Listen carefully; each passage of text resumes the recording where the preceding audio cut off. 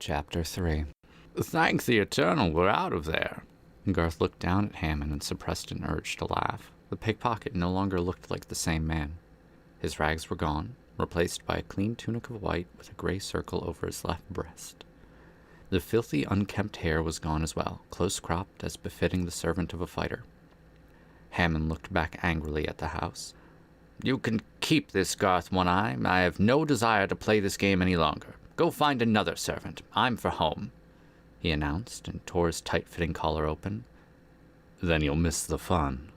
Fun? You call this fun? Groveling as a damned servant? Yes, master. No, master. Let me wipe your backside with my right hand for you, master. You can shove that up where it belongs. I'm my own man. Fine, then. Leave. Hammond slowed and looked up at Garth, barely visible now in the darkness. All right, I'm going. Garth reached into his satchel and pulled out a coin, handing it to Hammond.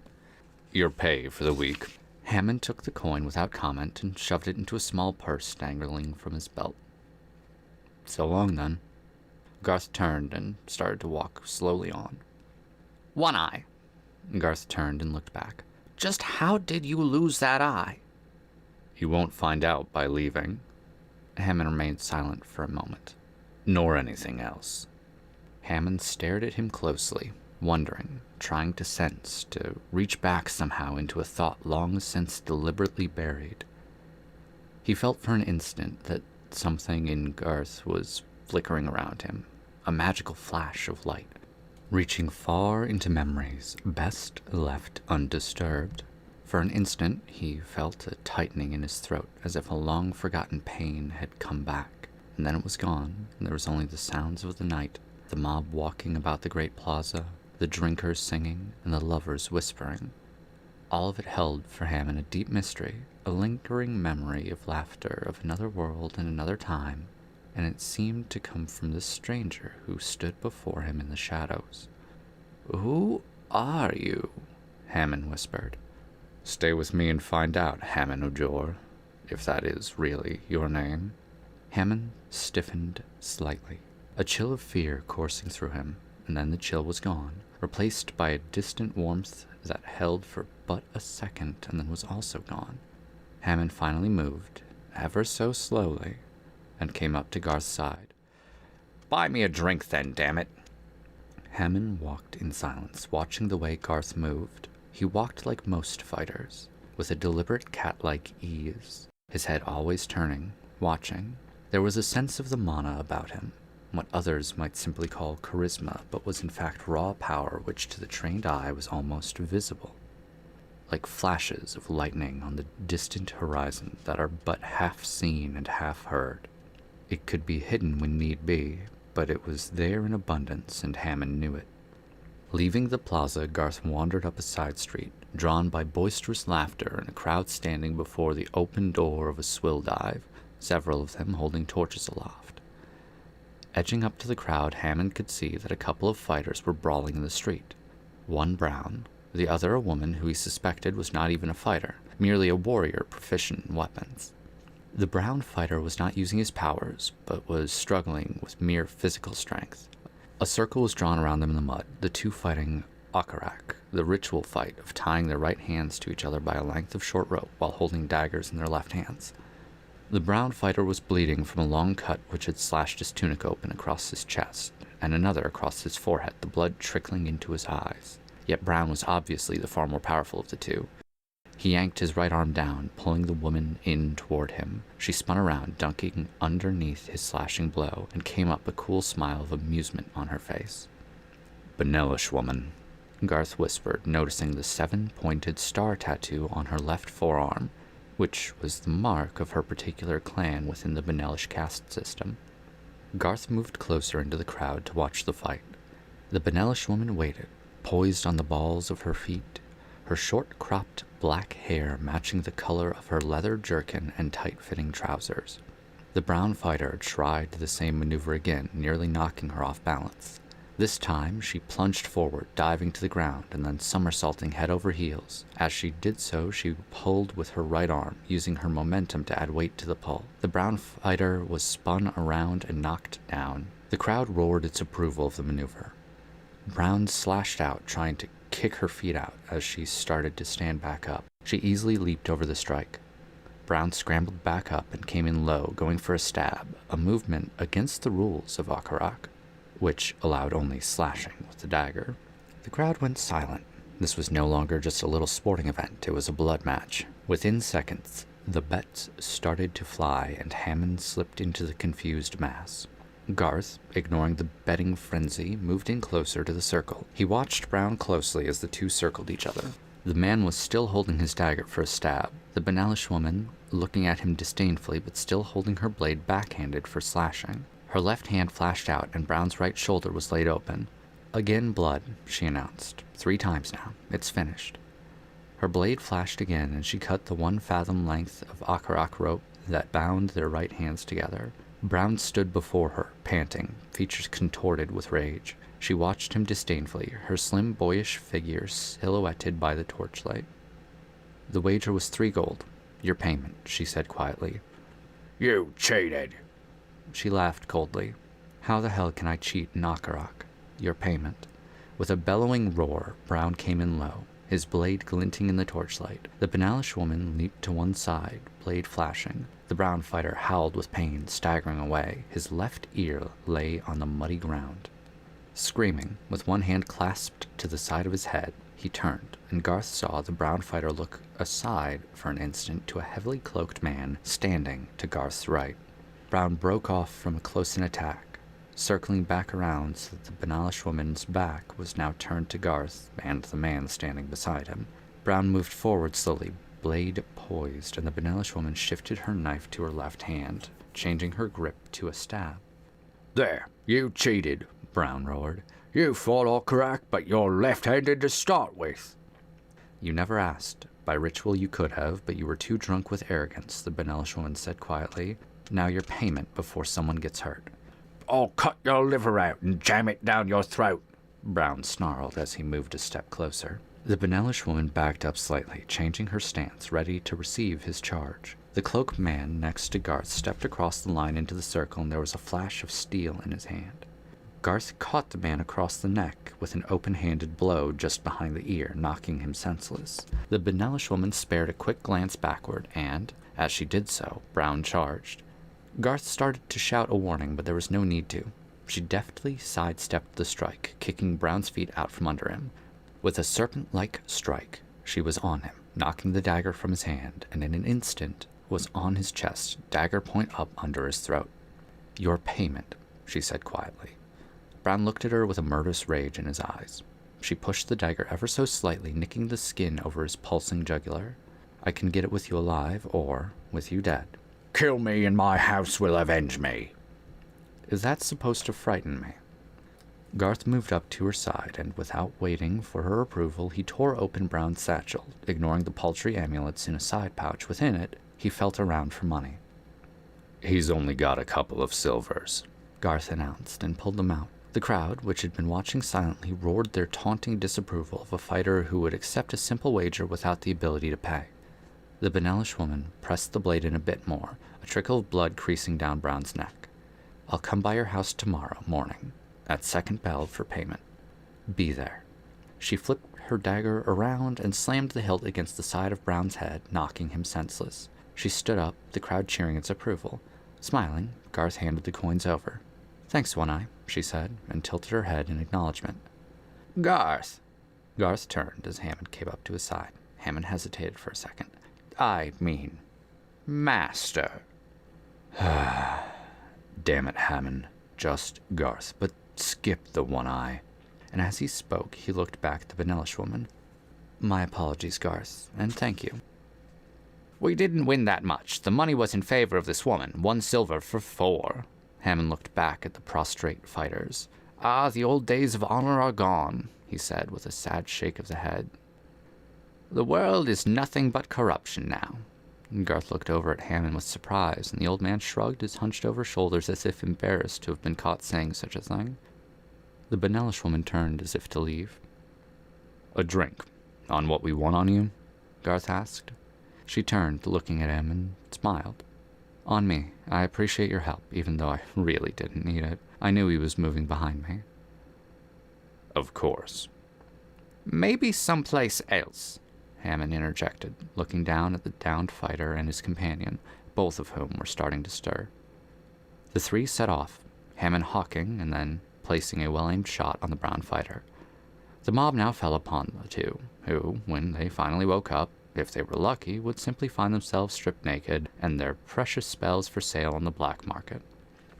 Hammond led the way down the narrow street, the shops lining the way shuttered up tight for the night. From overhead windows could be heard laughing, arguing, love-making, and all the other sounds that filled the city, while from underfoot wafted up the smells, most of which were less than pleasant.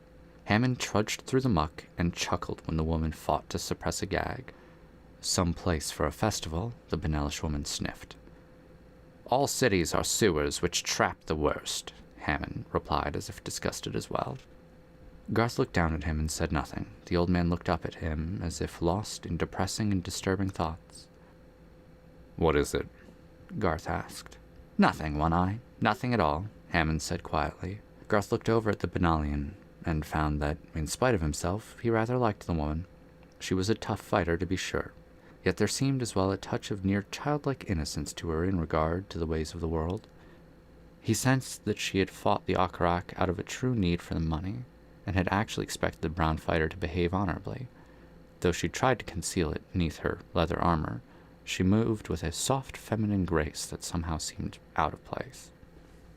Hammond led the way through the worn streets, finally stopping at a small tavern, and leading the way, he ducked in through the low door. The tavern master looked at the three suspiciously. I'm closing. You mean you don't serve strangers here? Hammond replied, looking around the crowded room, which had fallen silent. A number of the patrons were gathered around a table, watching as two of their compatriots played a card game which represented the fighting of magic users, the onlookers ignoring the new arrivals, so intent were they on the duel being fought out with the cards. The tavern master pushed his way past the crowd watching the game and walked up to Hammond. He looked at him closely and threw his head back, laughing. Hammond, have you gone mad? I'd sooner expect to see you dressed as a whore than as a fighter's servant, and damn me if, come to think of it, the two aren't the same. Then your mother would make an excellent servant, and so would your wife and daughters, Hammond snapped back, and the tavern master laughed even louder, pointing to an empty table in the corner of the room. Hammond led the way to the table, and the three sat down, the master coming up with a heavy earthenware pitcher and 3 mugs clasped in one hand, and a red-hot poker in the other. He slammed the mugs down and plunged the poker into the pitcher, the scent of boiling rum wafting up. Hot buttered rum, the best in the city, Hammond announced with a sigh as the woman reached into her satchel and pulled out 3 coppers and placed them on the table. The tavern master looked down at them, disappointed, and then back at the woman. 3 coppers for a pitcher is the going rate where I come from, she said quietly. Well, not here. Yes, it is, Hammond replied, waving the master away. I hate cities, she said quietly, pouring a full mug for herself and draining off half of it. Then why are you here? Garth asked. She looked over at him. I can see you're part of a house. For the moment. She sniffed disdainfully. Hannon are not welcome in the Grand Master's city, Hammond replied. And especially during festival. The 4 houses make sure of that as well. Well, you won't see a Benalian serving a color. We're our own. So why are you here then? Garth asked, and he paused, looking at her. Noreen. It's good enough for here. Noreen, then. Why are you here? I was a shield carrier to my lord, but he's dead. So you failed to protect your lord, and now you're unemployed, Hammond interjected. Something like that, she said quietly. So go home then, Garth said. She can't, Hammond said. It's a question of honor. The Benalia caste system is strange beyond imagining. At the start of every new lunar year, the highest caste of the year before becomes the lowest, and the next highest moves up, and so on down. The only one who can break the caste cycle is a hero, a rank awarded to warriors who are shield carriers to a lord, or win great honors and renown. I'm willing to bet her caste ranking is going to be the lowest, and she wants nothing to do with it. Since she's not a hero, she would be a servant, which isn't to her liking. Hammond looked over at her, and she said nothing. Let me finish my conjecturing. There's a man in here someplace. There always is, most likely a loathsome fat toad. Women of the lower caste cannot refuse the demands to mate from one of the highest caste. This toad wants you, and I half suspect that you're a virgin and want to save your honor, plus you don't like warts. She looked at him coldly, but her face reddened slightly, and Hammond snickered. Madness, Hammond said. I never could understand you Benalians. The Benalish woman stiffened. No worse than this damned festival.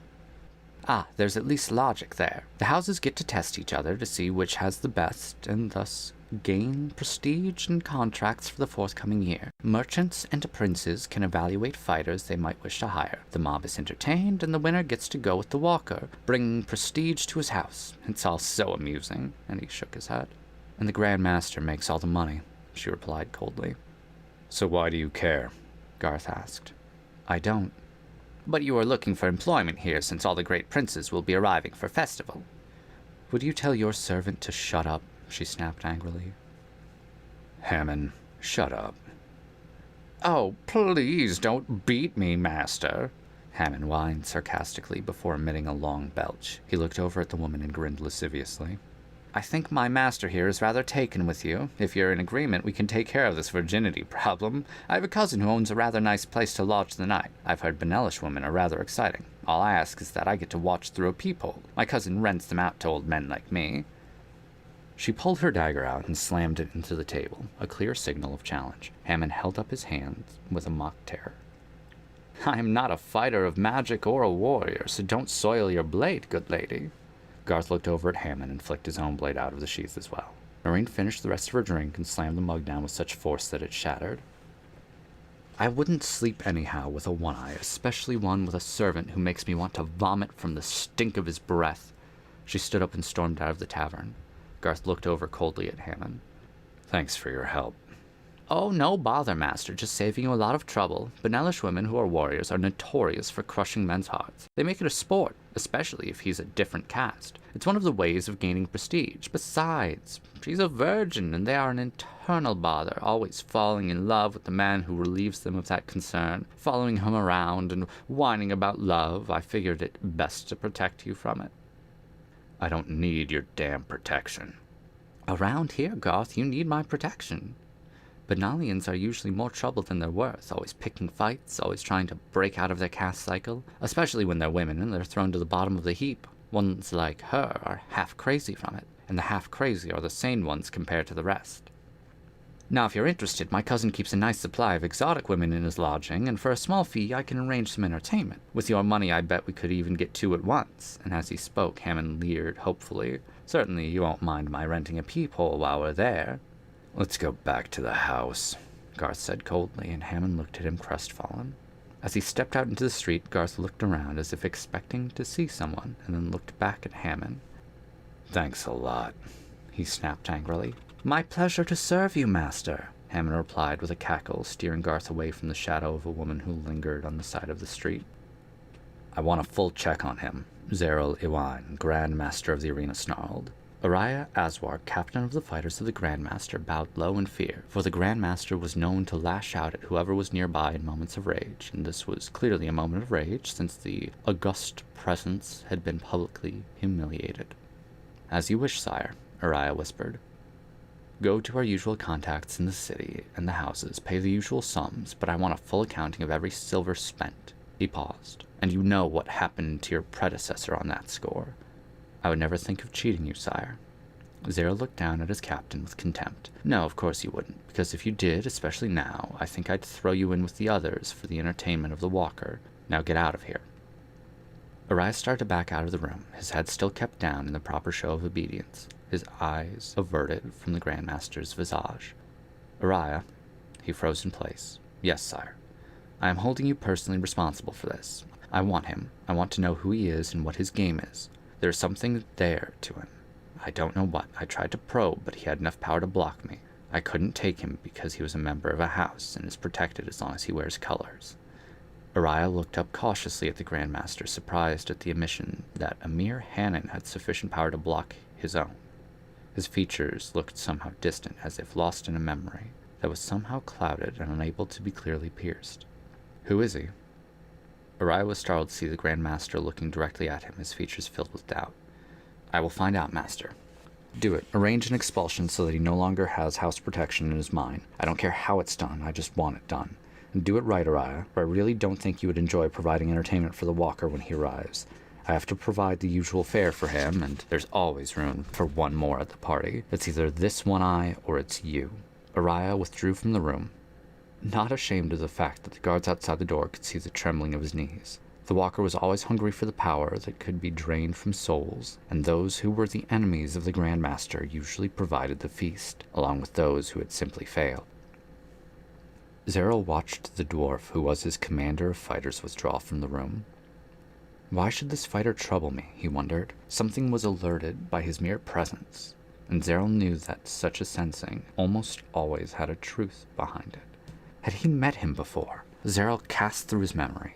Since the man was a fighter who controlled mana, his mere physical appearance was not an accurate gauge of his age.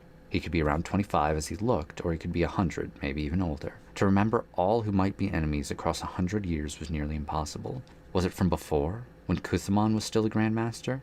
There were many enemies to be sure from that time when the climb for power as assistant to the Grand Master had resulted in more than one body being found floating in the harbor.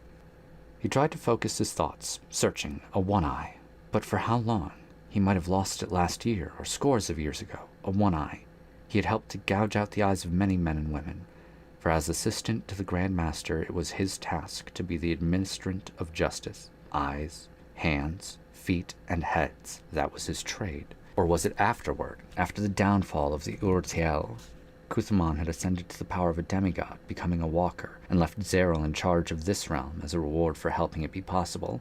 Thousands had died the first days, the settling of old scores that were impossible to settle while Kuthamon still walked the world. Deaths as well to ensure power and to wipe out disloyalty. Could the one-eye be from that time?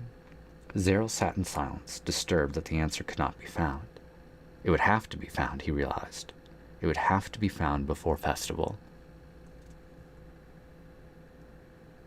There's been inquiries about you. Garth nodded. The Grand Master of the arena, I assume.